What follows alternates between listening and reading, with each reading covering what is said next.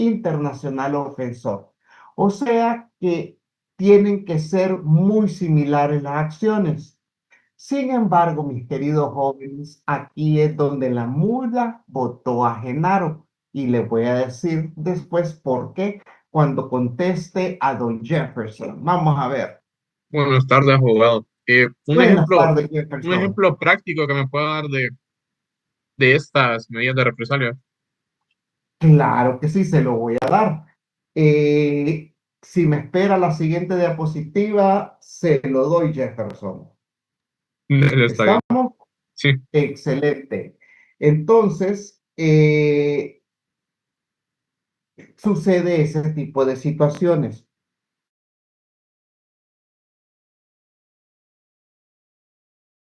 Represalia, mis queridos jóvenes, tienen un pequeño problema desde el punto de vista jurídico, desde el punto de vista práctico y desde el punto de vista teórico. Damas y caballeros, creo que el problema es más que todo cómo somos los seres humanos. Los seres humanos, creo yo, no lo digo yo tampoco, sino que otras personas lo dijeron primero que yo, no se va a quedar con el macanazo puesto, por así decirlo. Vamos a tener que responder. El ser humano responde ante la agresión, ya sea física, mental, agresión eh, en la comunicación, etcétera. ¿Qué es lo que sucede? Que en el ejercicio de las medidas de represalia, mis queridos jóvenes, generalmente funcionarán cuando son de un estado poderoso a un estado no tan poderoso. No va a funcionar entre estados que tengan un mismo poder militar, un mismo poder económico. Bueno, ¿por qué? Resulta que cuando se aplican medidas de represalias entre estados poderosos, económicamente pudientes, políticamente pudientes, resulta de que las cosas van a ir escalando. Esa es la teoría. Y yo creo que la teoría no está lejos de la realidad. Vamos con el ejemplo que nos pidió Jefferson. Supongamos que Corea del Norte, supongamos que Corea del Norte lanza un misil sobre el espacio soberano de Corea del Sur, cruza el estrecho de Japón, pasa sobre el territorio soberano japonés y va a caer al alta mar. ¿Hubo violación al derecho internacional? Claro que lo hubo, jóvenes, claro que lo hubo. Hubo una violación del espacio aéreo soberano, tanto de Corea del Sur como de Japón, desde Corea del Norte. Ok, ¿cuál sería la medida de represalia? Bueno, que viniera el mismo Corea del Norte, del Sur, o que viniera Japón, o que viniera uno de esos estados que tiene el complejo de policía internacional, vaya, llamémoslo Estados Unidos en esta ocasión, y deciden hacer lo mismo, lanzar un misil sobre el espacio soberano de Corea del Norte. Ok, eso sería una medida de represalia. Pero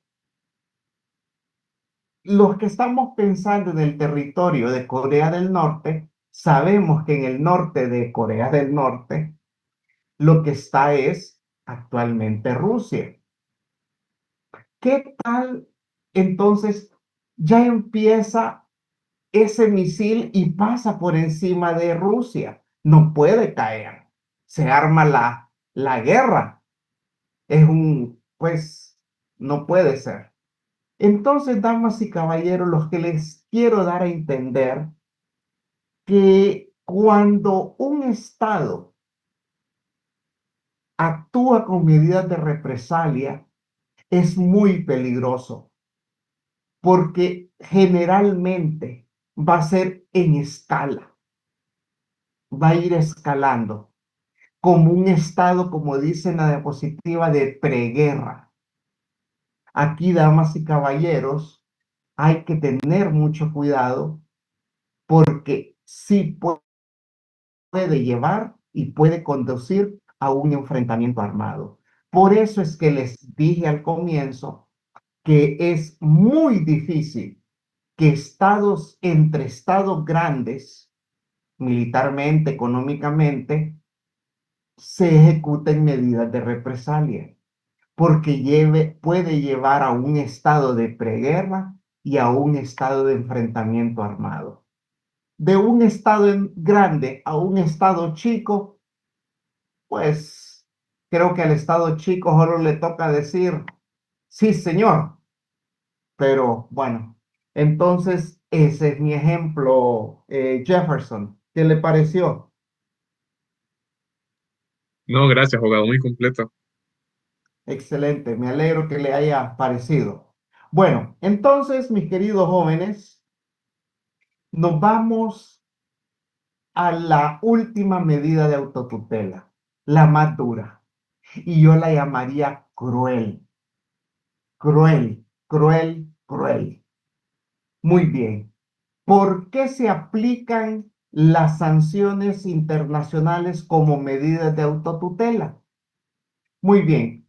Dice que se utilizan las sanciones internacionales para obligar a los estados que han violado normas imperativas y erga omnes del jus cogens a que no las sigan aplicando, que no las vuelvan a aplicar, pues para castigar a todos esos estados que son violadores de los derechos más fundamentales del ser humano.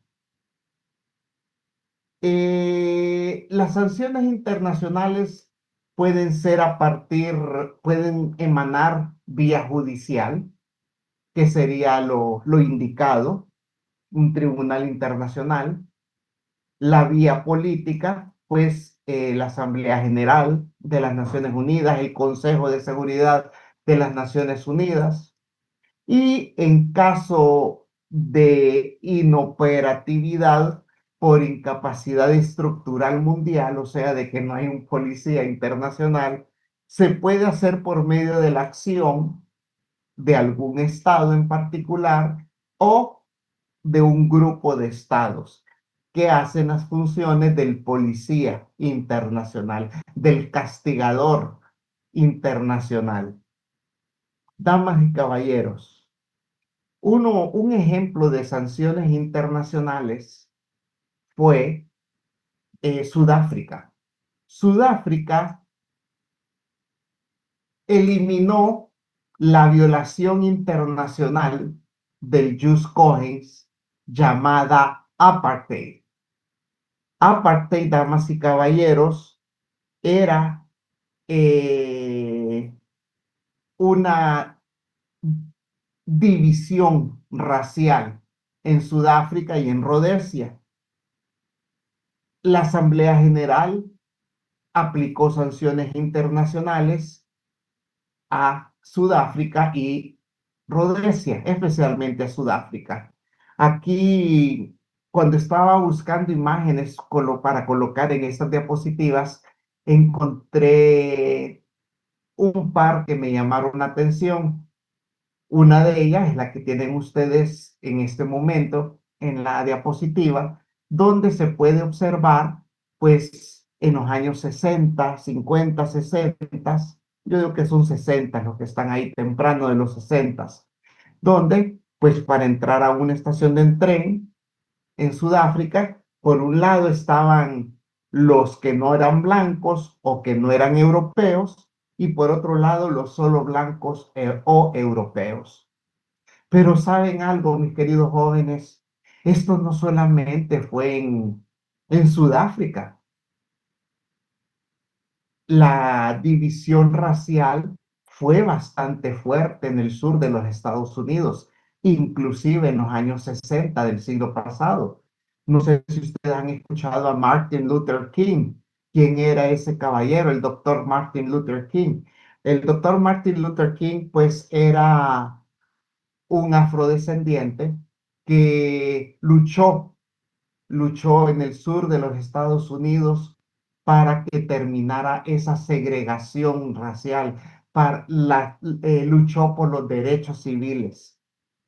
Miren, todavía en los años 60 en los Estados Unidos existían restaurantes solo para gente blanca, restaurantes para gente negra, servicios sanitarios para gente blanca, servicios sanitarios para gente negra. El bus, el bus para gente blanca, el bus para gente negra, o si iban los dos, el blanco iba en un sector del bus y el negro en otro sector del bus. Pues algo triste, pero que existió todavía en los años 60. En los 70 fue cambiando un poco, en los 60 fueron los cambios más fuertes, pero todavía en los 70 se miraba algo de eso. No tan fuerte como en los años 60 que terminó, pero todavía se miraba así en los Estados Unidos.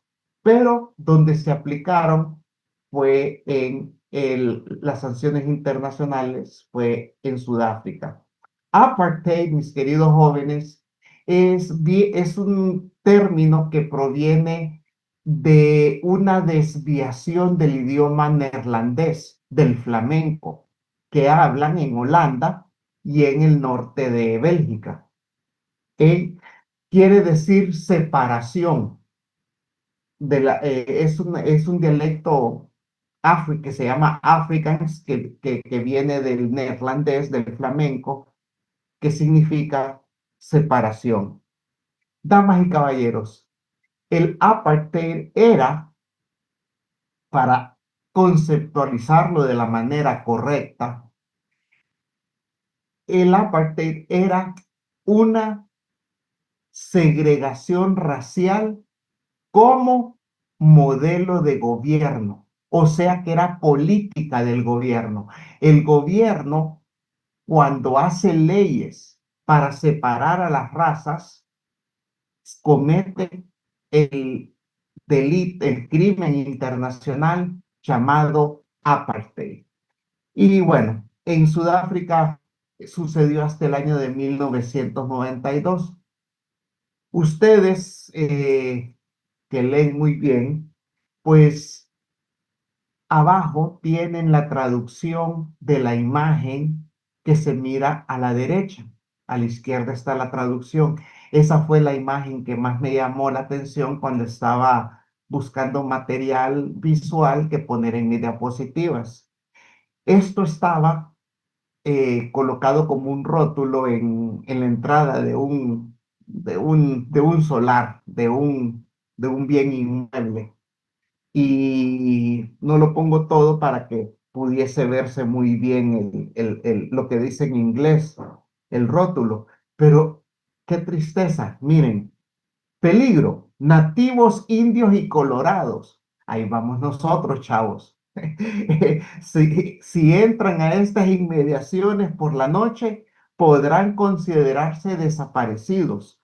Guardias armados les dispararán al verlos. Perros salvajes devorarán su cuerpo. Han sido advertidos. Óigame, ¿qué onda? Óigame, es increíble que en pleno siglo XX, siglo pasado, todavía se observaban este tipo de cuestiones en este mundo. Pero ni modo, eso era el apartheid. Damas y caballeros, las sanciones internacionales como medida de autotutela como les dije al comienzo de este preciso tema, son crueles, son despiadadas cuando se aplican con toda la fuerza.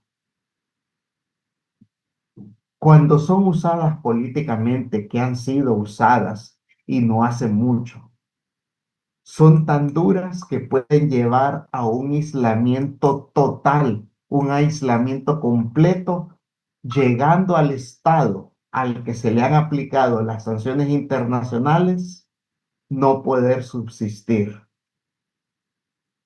Como ejemplo tenemos a Irak en los años 90 del siglo pasado, pues en la Primera Guerra del Golfo, cuando el mundo fue tan bueno, miren, el mundo fue de tan buen corazón que los estaba matando de hambre, pero les cambiaba petróleo por comida. Pucha, el mundo tan noble que es, ¿verdad? Miren, eso da tristeza, jóvenes. Esa es la realidad. La gente de Irak se estaba muriendo del hambre. Y el mundo, la solución, vamos a cambiarles petróleo por comida.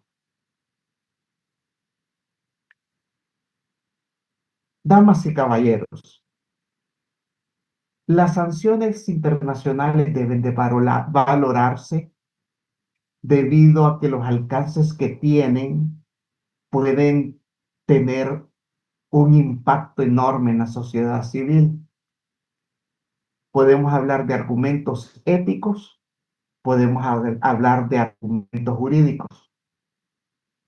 Y me limito al ejemplo de Irak en la Primera Guerra del Golfo, gente muriendo de hambre, educación inexistente. Argumentos de orden ético. Bueno, damas y caballeros, será ético, será humano dejar a otros seres humanos al borde de la muerte por no comer. ¿Será ético que los niños jóvenes no tengan educación? Solo ahí se las dejo. Argumentos de orden jurídico. Jóvenes, tenemos una Carta de las Naciones Unidas que, si ustedes recuerdan, tiene 5 objetivos. Y dentro de los 5 objetivos, los últimos nos hablaban de respeto a los derechos humanos y de los valores humanitarios. Ajá. ¿Dónde están acá? Por eso es que hablamos de un orden ético, porque está plasmado en un tratado internacional, en la Carta de las Naciones Unidas. Y es la misma Naciones Unidas quienes aplican las sanciones internacionales. Miren, estos son los momentos en que sí de verdad me da cólera, y les pido disculpas, me da cólera, pues este tipo de situaciones a nivel mundial, pero ni modo, ¿verdad? Lo que me toca a mí es explicarles a ustedes la teoría y lo que puedo haciendo mis comentarios, que sé que a veces no son los más acertados, pero, pero es lo que pienso, ¿verdad?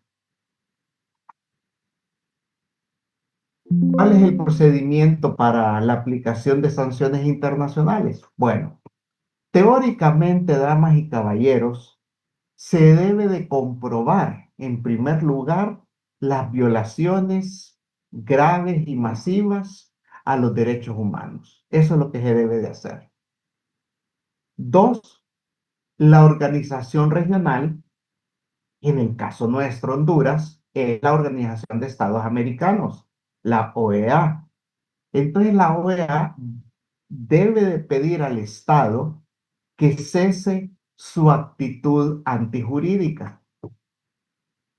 Si el Estado no lo hace, entonces la OEA, en nuestro caso, podrá hacer uso de medidas pacíficas que no concluyan con el uso de la fuerza.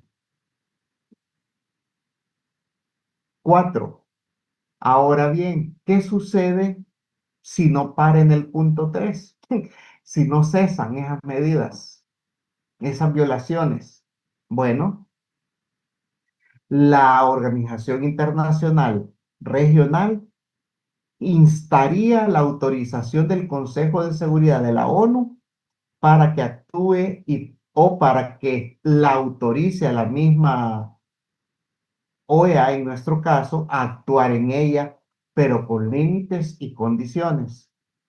Ya después, si no hay nada, damas y caballeros, ya actuaría la propia Organización de las Naciones Unidas con alguna otra fuerza. Entonces, damas y caballeros, con esta diapositiva concluimos todo lo que es el tema de reparaciones, controversias internacionales, solución de controversias, medidas de autotutela, etcétera. No sé si tendrán alguna pregunta final al respecto. No, abogado. Muy bien. Bueno, entonces, sé buena persona a pesar de las adversidades y lo malo que puedan ser contigo. Eso te diferencia del resto. Bueno, la verdad es que hay que ser bueno, pero no tonto, ¿verdad? Así que, mis queridos jóvenes, hemos concluido el penúltimo tema de nuestra clase y ahora pasaríamos entonces a el último tema, que es el derecho de guerra. Ya vamos llegando al final. Estamos llegando al final. El final se acerca ya. Lo esperaré serenamente. Vamos a ver. Bueno, pues, monos. Ok. Me imagino que ya están viendo la diapositiva. Por favor, confírmenme. Sí, abogado. Muy amables. Ok, vamos al último tema, que es el derecho de guerra. Ustedes jóvenes, como posiblemente lo dije previamente, ustedes van a llevar esta clase en su pensum académico. Ya se los había dicho, ¿va? Ustedes tienen en su pensum académico de la carrera de Derecho esta clase. Se los había dicho, ¿verdad? ¿O no? Derecho de No, guerra, abogado. no, abogado, yo creo que no nos había comentado eso. No les había comentado. Pero sí. Si ustedes miran ahorita su pensum académico, ahí va a decir que van a llevar Derecho esta clase. diplomático. No, derecho diplomático y consular, no.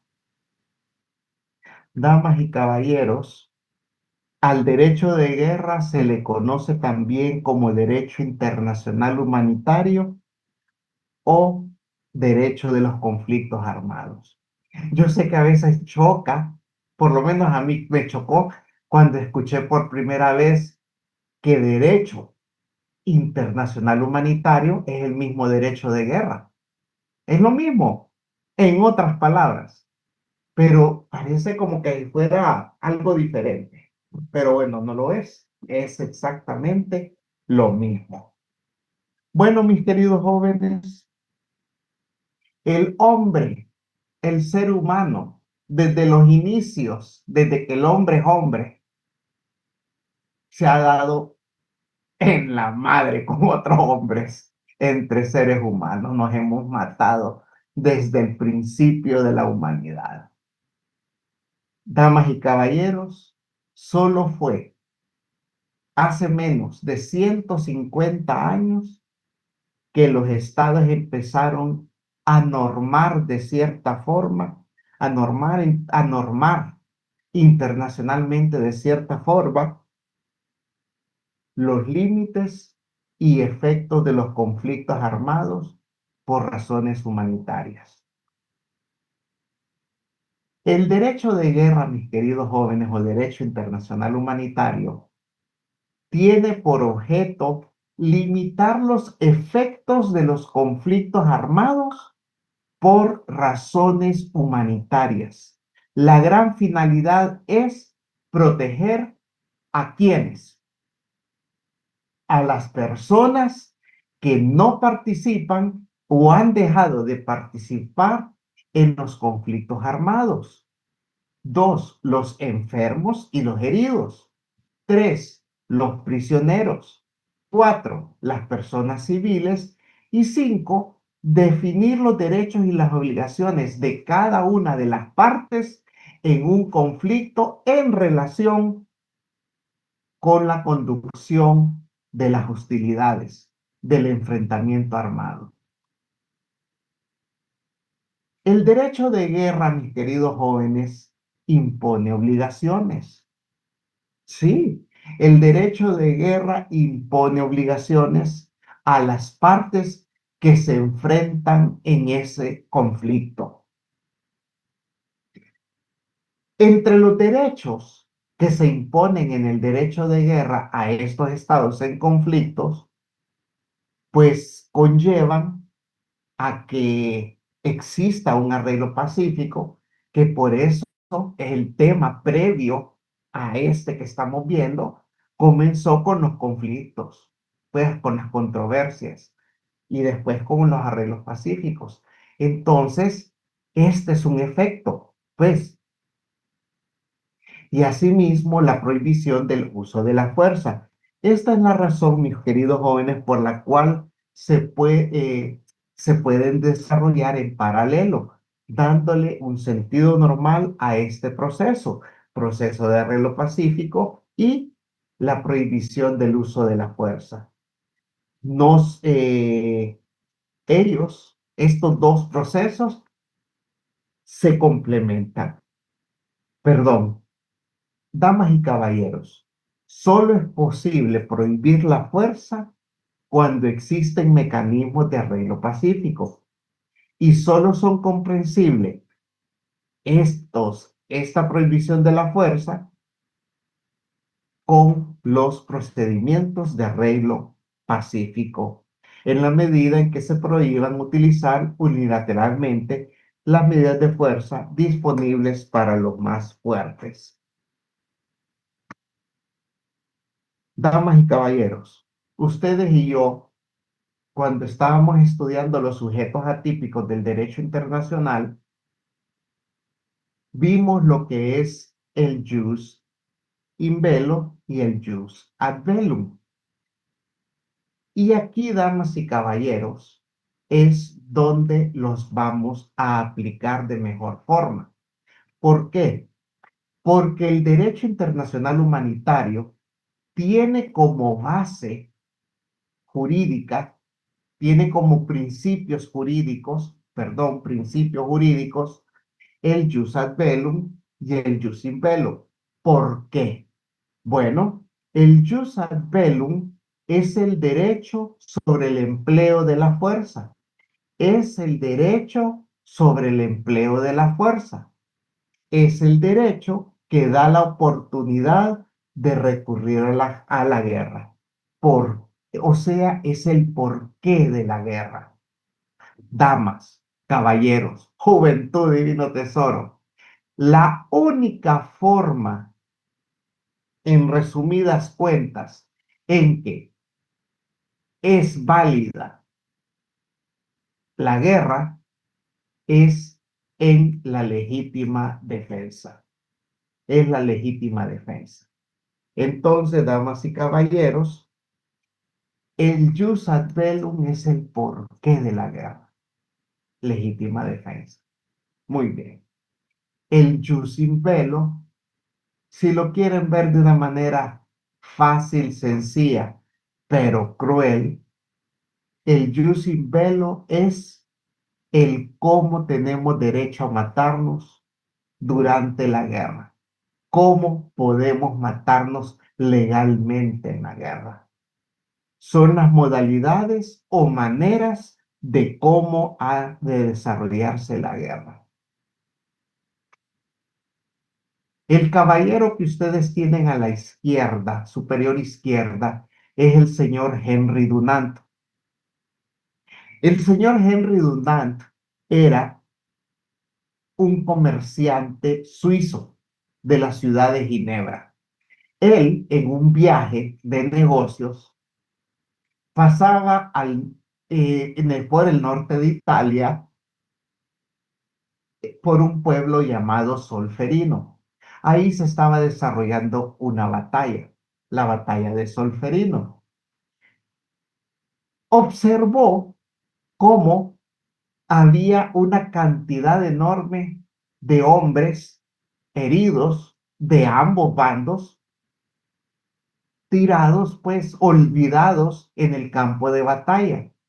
Él organizó al pueblo de Solferino para darle asistencia a estos hombres heridos, sin distinción a qué parte pertenecían.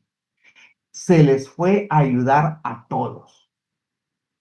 Esto, damas y caballeros, fue el granito de arena con el cual nace un grupo de 5 hombres, incluyendo Henry Dunant, que crean a los pocos años el Comité Internacional de la Cruz Roja.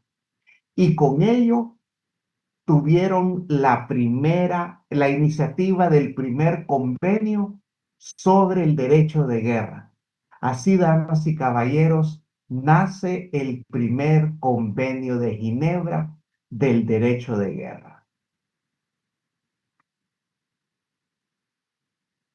Damas, caballeros, los 5 hombres que cofundaron la Cruz Roja eran de origen suizo, de Ginebra específicamente todos.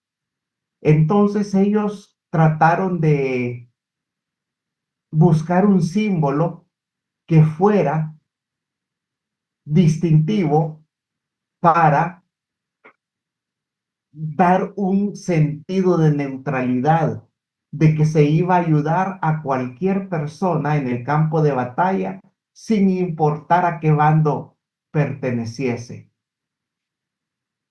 La idea del Comité Internacional de la Cruz Roja, de llamarlo Cruz Roja, es debido a que al ser suizos ellos y buscar una neutralidad, ya que Suiza era neutral, nació neutral, como ustedes saben, desde siempre.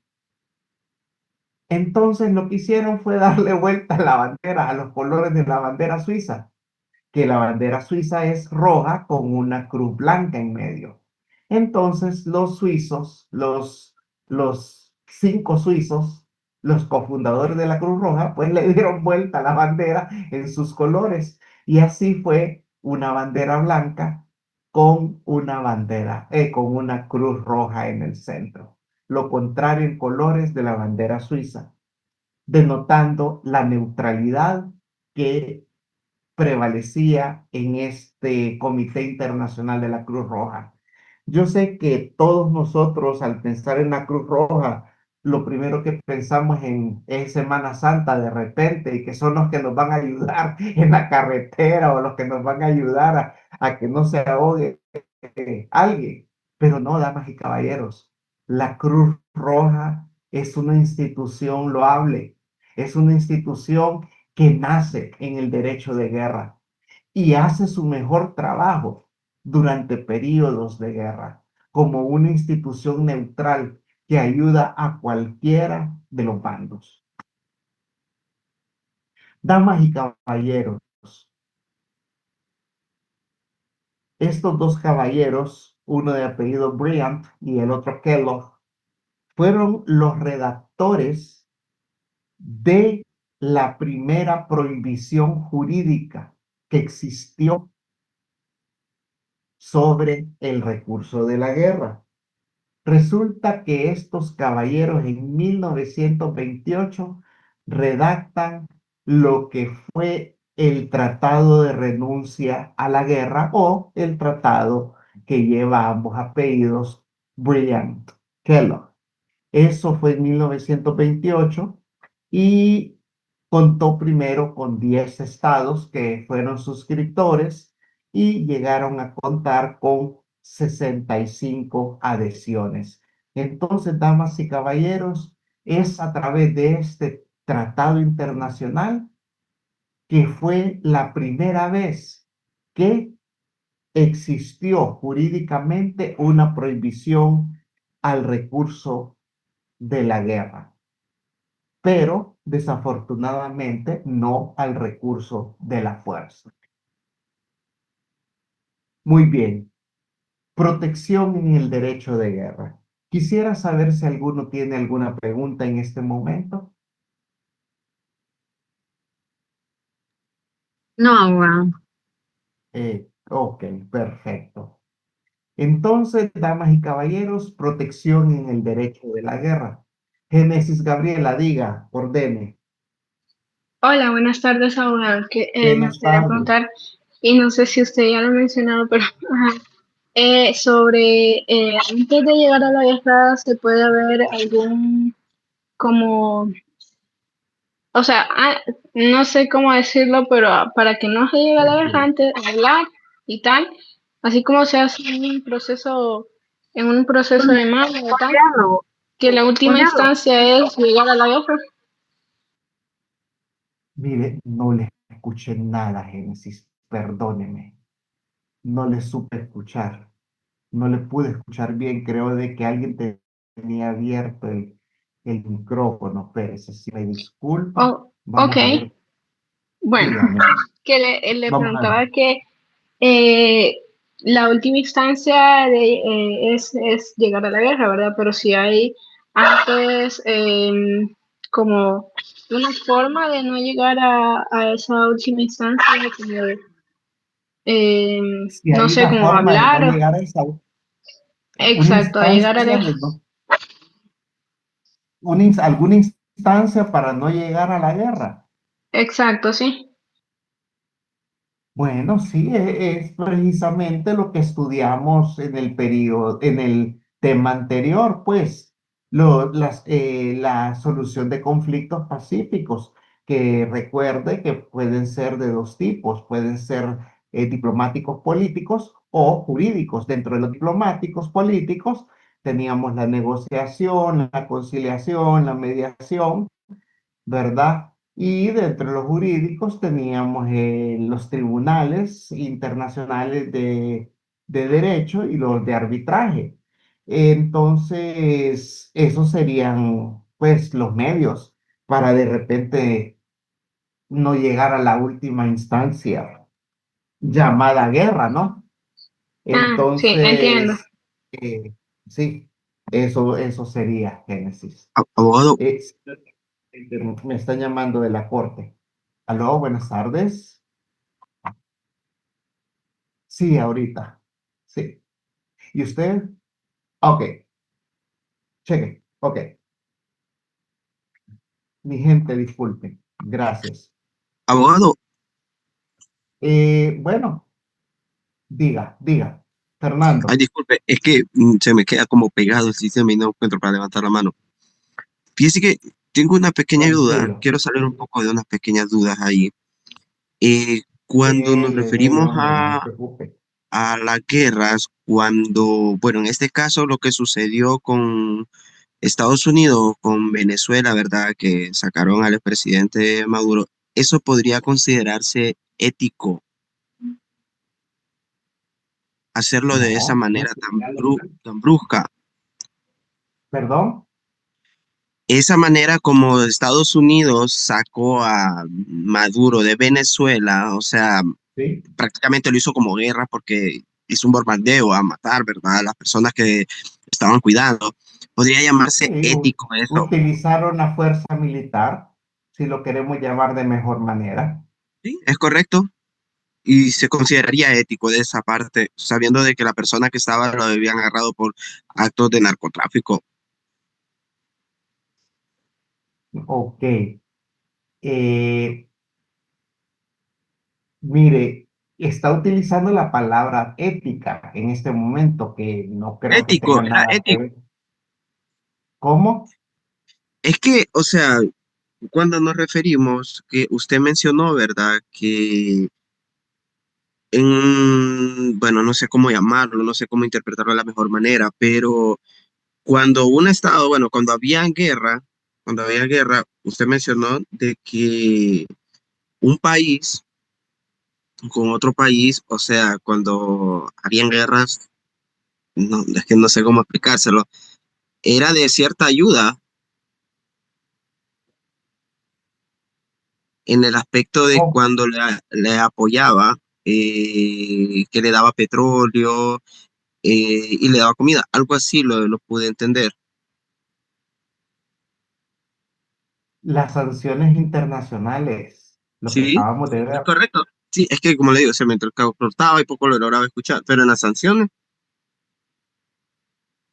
Ajá, diga. entonces, ok, lo que yo quería saber más o menos era si lo que había hecho es correcto, Estados Unidos con Venezuela al sacarlo, podría ser sancionado, en este caso, Estados Unidos por las Naciones Unidas. Podría, podría, claro, Ahora yo pero pregunto, ¿por qué ¿quién a lo va a Estados Unidos sancionar? no lo sanciona? ¿Cómo? ¿Por qué Estados Unidos no lo sanciona?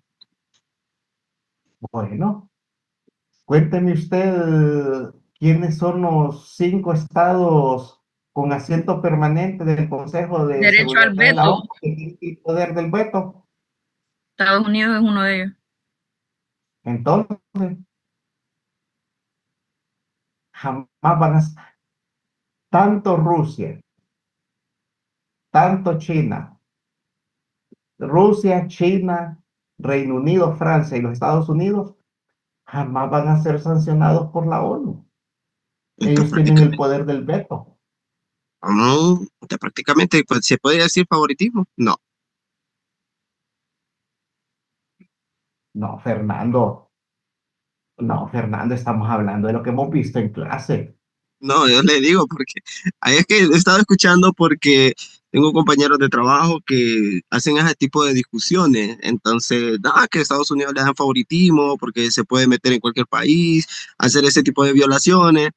Entonces yo quedo que, bueno, pero es que también en un país tiene autoridad, ¿no? Sí, pero bueno, a eso, pues entonces yo quedo como con esa duda, pues porque tienen ese tipo de cosas, pero no les paro. No, es que lo que pasa es que debería de ser sancionado. Y tal cual como les dije yo previamente, cuando estábamos viendo el tema, ¿quiénes sancionan? Puede ser por dos vías, la vía judicial internacional o puede ser vía política. Vía judicial, la Corte Internacional de Justicia podría ser, pero es parte de la ONU. Entonces jamás podría ser por parte de la ONU por la misma razón que ya le dije. Vía política, otro estado. Bueno, China podría sancionar a Estados Unidos, pero lo van a Ujú, hacer. ujú, Rusia podría sancionar a los Estados Unidos, lo van a hacer. no, Los Estados Unidos pueden sancionar a Rusia porque invadieron Ucrania. para nada. Claro que lo pueden hacer, pero ¿por qué no lo hacen? Por la misma razón, cuando estábamos viendo las medidas de represalia, que cuando son grandes, mi querido amigo, los Sí, chiquitos mejor nos apartamos, los grandes que se entiendan entre ellos. sí, ya hacía su herencia porque siempre en trabajo hay esas pequeñas cosas, ¿verdad? Que, bueno, gracias, abogado. A la orden, Fernando. Bueno, entonces, mis queridos jóvenes, resulta de que el derecho de guerra procura, como habíamos dicho, procura, pues proteger a las personas que no participan o que han dejado de participar en un conflicto armado, en las hostilidades. Entonces, resulta que el derecho de guerra como les dije previamente, tienen como principios el jus in bello y el jus ad bellum. Y como base jurídica del mismo, los 4 convenios de Ginebra con sus respectivos protocolos. Esos son la base jurídica del derecho internacional humanitario. Entonces vamos a ver, mis queridos jóvenes, los principios humanitarios fundamentales que se encuentran en esos 4 convenios de Ginebra y sus protocolos. Número 1, el primer punto que vamos a ver, el primer principio. Los soldados que se rinden o que están fuera de combate tienen el derecho que se respete su vida y su integridad moral y física. Damas y caballeros, es prohibido terminantemente por el derecho de guerra darle muerte o herir a un soldado que se ha rendido, que ha dejado de combatir o que se encuentra herido y ha dejado de combatir. Damas y caballeros, un soldado herido combatiendo, ahí se pueden darle muerte, pero el derecho de guerra indica que aquel soldado que está herido o que se ha rendido, que ha dejado de combatir, a esa persona se le debe de respetar su vida y su integridad moral y física. Eso es un principio del derecho internacional humanitario. Otro principio, se recogerán y se les respetará asistencia a quienes, a los heridos y los enfermos, no importando a qué bando pertenezcan. Se le prestará asistencia y ayuda al personal sanitario. Se le prestará ayuda a los establecimientos sanitarios. ¿Cuáles son esos? Las enfermerías, los hospitales, las clínicas. Se le prestará asistencia a los medios de transporte sanitarios. ¿Qué es un medio de transporte sanitario? Una ambulancia, un helicóptero, que sea una ambulancia, un avión que se denomine como ambulancia con la Cruz Roja, ¿verdad? Que esté el símbolo de la Cruz Roja. O también, damas y caballeros, tal cual lo puedo mostrar en esa imagen que mira en la parte inferior de la diapositiva, pues ahí estamos mostrando una mula, lo que parece ser una mula, que está cargando unos heridos. En ese momento, esa mula es un medio de transporte sanitario. Por lo tanto, se le prestará asistencia a la mula por el derecho internacional humanitario y todo el material es sanitario. Y el término sanitario, mis queridos jóvenes, es el término correcto para determinar todo lo que hemos estado hablando en esta diapositiva. También otro principio es que los combatientes capturados tienen el derecho siguiente. Los prisioneros de guerra, ¿verdad? ¿Qué derechos tienen? Tienen el derecho que se respete la vida de ellos. Tienen derecho a que se respete su dignidad como seres humanos, sus derechos personales, sus convicciones, entre ellas su religión. Se les proteja contra todo acto de violencia y represalia y que tengan intercambio de noticias con sus familiares y a recibir socorro. Damas y caballeros, miren ese último punto, ¿a qué tiene el derecho, a qué tiene derecho un prisionero de guerra? Al soldado capturado. Tiene derecho a cruzar correspondencia con su familia. Hasta eso les da el derecho internacional humanitario. Bueno, mi gente, vamos a dejar el tema por acá. Creo de que ha sido suficiente por hoy. Han estado bastante callados y me imagino que varios de ustedes, pues, ya están a punto de tirar la toalla, están cansados y realmente les entiendo. Muy bien, que Dios me los cuide y hasta mañana, joven.